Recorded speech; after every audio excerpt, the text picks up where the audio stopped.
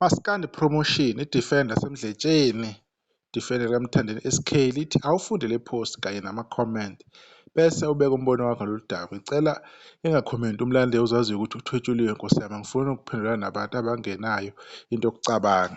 Right, isho njalo le nsizwa ukuthi le post ingayiphenduli ngey'nhliziyo ngoba uyazi ukuthi abantu abathanda ukhuzane bazophendula indlela abaphendula ngayo and uyifake ngamabomu le post and maningi ama-post laphana ku-Facebook ahlale ebhalwa nje. Enye-ke ama-post-ke khona laphayana ngoba ngihlale ngisho fanele i-understand-e lento, ingane zakwethu ningadinwa yimi. Ngiyohlele ngiwalanda ama-post kanje ngibuye ngizowenza ngiphinde futhi-ke sixoxe.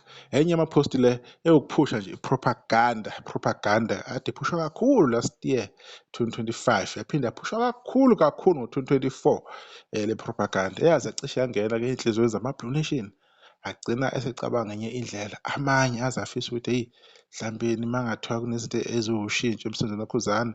Yabona nje abantu uma bese bekhonfyuzeka kakhulu. Right, ukuthi siyifundeke le post-ke uyilande laphana-ke kwizingqondo zabathandi bamaskandi. Usipha amandla-ke kaSimakade Zulu, umlandeli kaMthandeni ozenza okwakhuzani, umlandeli weGcokama Elisha ozenza okwakhuzani. Ngilokho ngikucacisa ngane zakwethu, yilokho nje engifuna nikwazi. Lapha-ke ukukhuluma ngani ngento ey'thinta obhebu zodumo ethi into ezolimaza iqhawe ukhuzani. Okokuqala kalona iqhawe lakhe ukhuzani uthanda emdletsheni lo muntu. Siyabazi abantu abanje sibajwayele sibabona kakhulu ku-Facebook. Yazi inkinga yini esuke yenzeka lapha endimeni? Inkinga ukuthi ukhuzani bayamthanda and bamthanda kakhulu, kodwa ngenxa yokuthi bayakhetha ababakhetha khona ayikho into abazoyenza, kodwa bathanda leya nto eyenzeka ngale kwa-SK, kodwa manje bayabona udumo ukuthi luhamba naye ukhuzani ngayo yonke indlela. Manje lokho kubuhlungu kakhulu. Kubhekakala into abazoyikhuluma e-negative ngokhuzani, mhlawumbe bayabheka beseshe bengatholi lutho ebese bekhanda iy'tori emakhanda abo. Right, uzositshela ngobhebu zodumo ukuthi kuba i-King of Gqom, sawuthokoza kakhulu umculo wakhe, uba nomsindo, uba nokuphapha, yasisheshe yaphuma. uKhuzani neminyaka ewu-15 ngoka-16 lo esendliwe namaskandi, awukho unyaka uKhuzani angazange aziwe ngawo. Yilokho okumele uku-understand.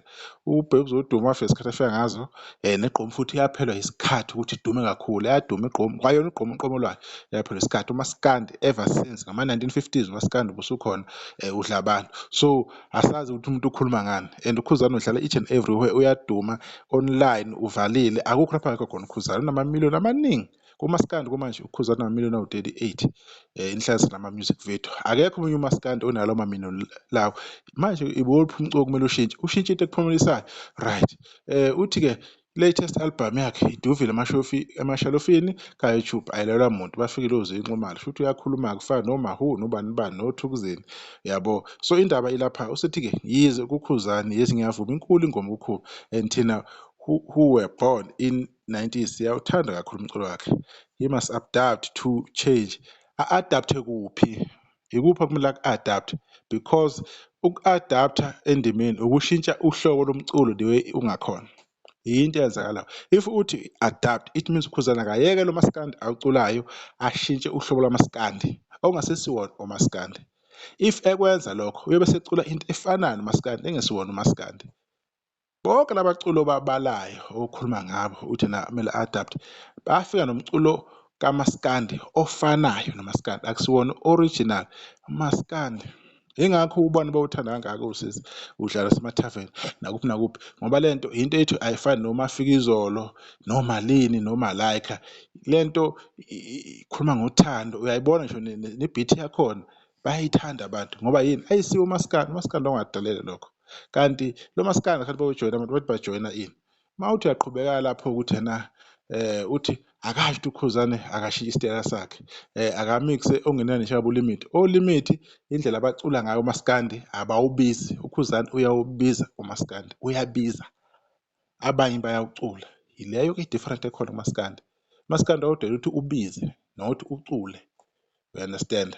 If usucula it means usulanda lapha njengoba ngisho oMafikizolo, obani bani, oMalaika, oMalini, lamaqembu amaningi ayekhona eSouth Africa, futhi usulungisela wona. umculo wey'nsizwa wakwaziyo ukuthi udalelwe nanokuthi makuhlangene nivalelwe nawo yonke into. Uma nina senihalela ukuthi umaskandi lo kuphunywe kuwe nina niqhubeke ngakho eniqhubeka nakho namaqhaweni, yenzani lokho, kodwa akwazi ukushintsha umaskandi ukufitha i-agenda le eniyiphushayo. Lowo maskandi uzoqhubeka kube khona. Abafuna ukucula umaskandi onekhala ethize abastikhe lapho, it's fine, it's okay, you understand. Yeah, uthi-ke manje-ke uthi yebo uKhuzani yena ufuna ukucula noMsezane, uThibela kanye noLuve uDuh.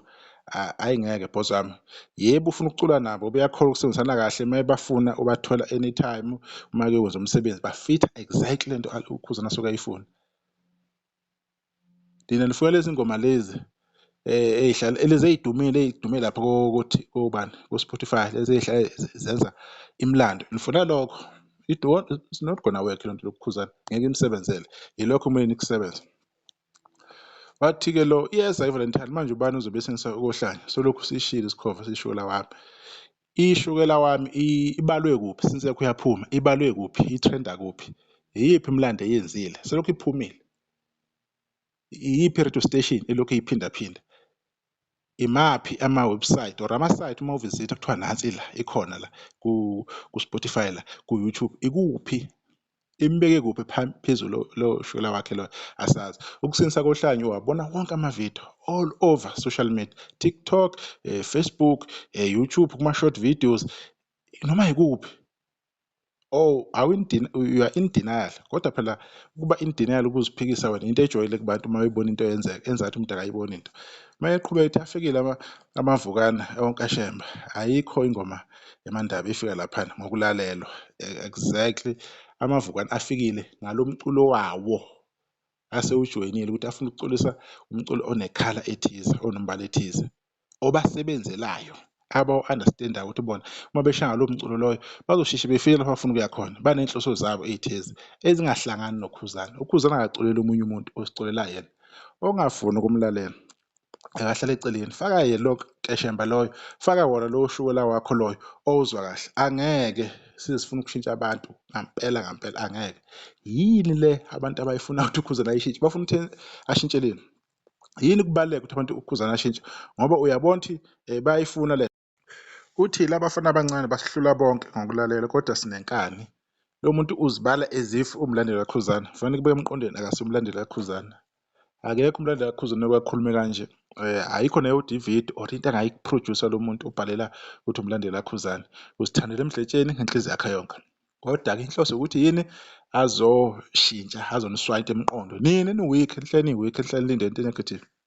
Uqala uKhuzani i-album yakhe ku-YouTube yashaya 3.5 million ngo-first day. Nge-second day uma uyihlanganisa yonke i-album kaKhuzani yashaya 6.1 million.